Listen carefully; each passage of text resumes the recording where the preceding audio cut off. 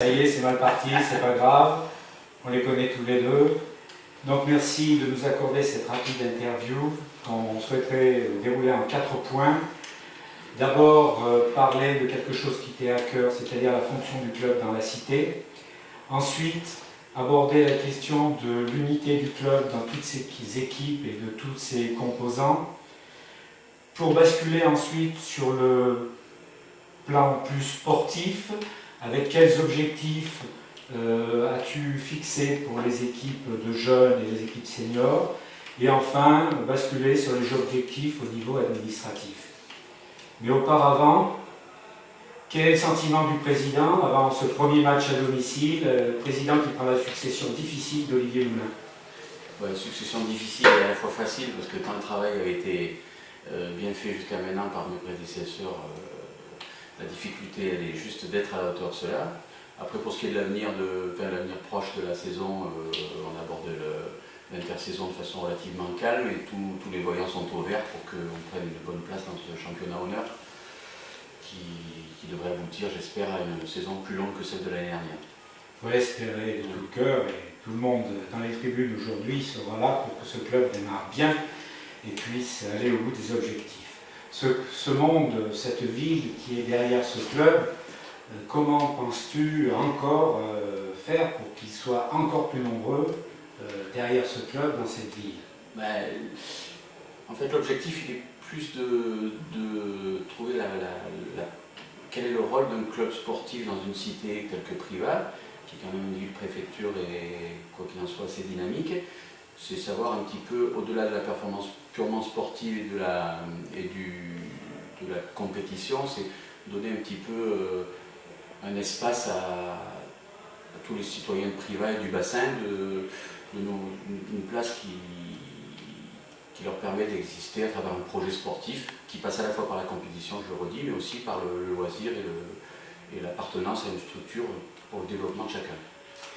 Donc de là, il est aisé pour nous d'aborder le deuxième point, c'est cette unité de club dans différentes options, tant du loisir que de la compétition.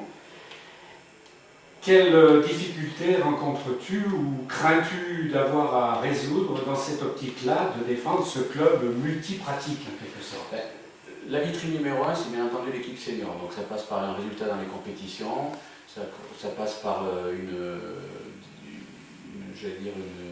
une efficacité à tous les étages chaque fois qu'on est en compétition avec d'autres clubs, donc gagner le plus de matchs possible.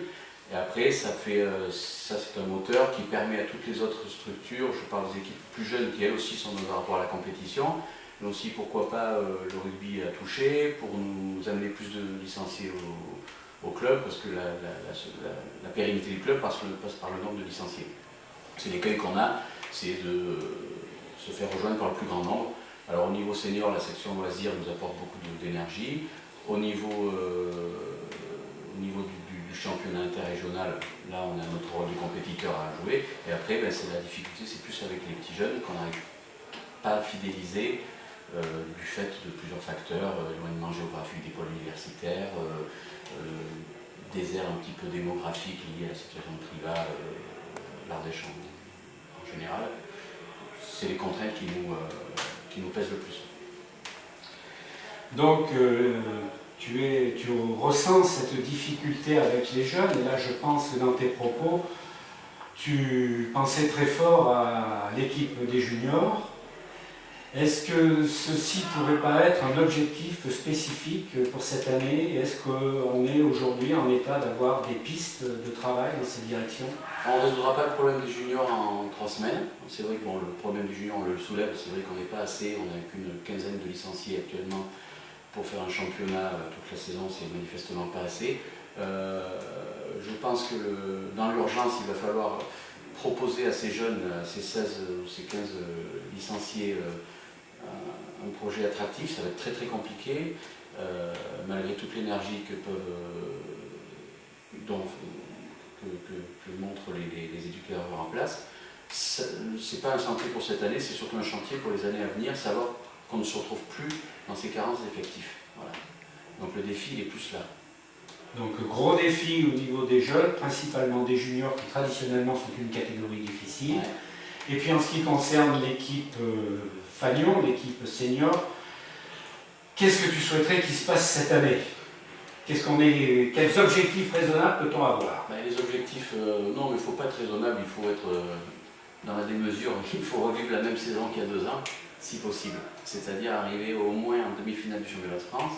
Mais déjà, si on gagne le plus de matchs possible, ben, ça sera une très belle saison. Et c'est toujours plus facile de surmonter les difficultés quand l'équipe senior gagne. Ça, c'est évident.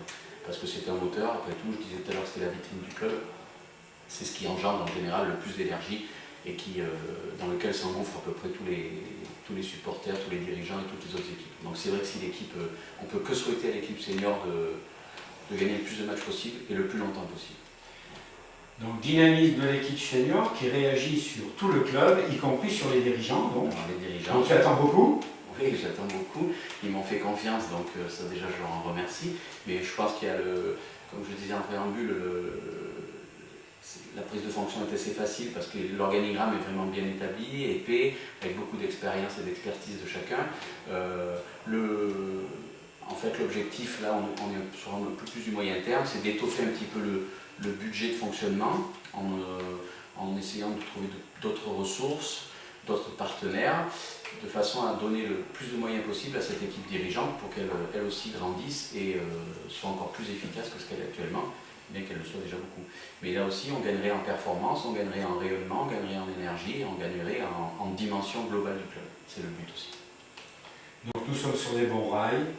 Ça se concrétisera sans nul doute cet après-midi. Allez. Merci Pascal. Pas de souci, merci Pierre.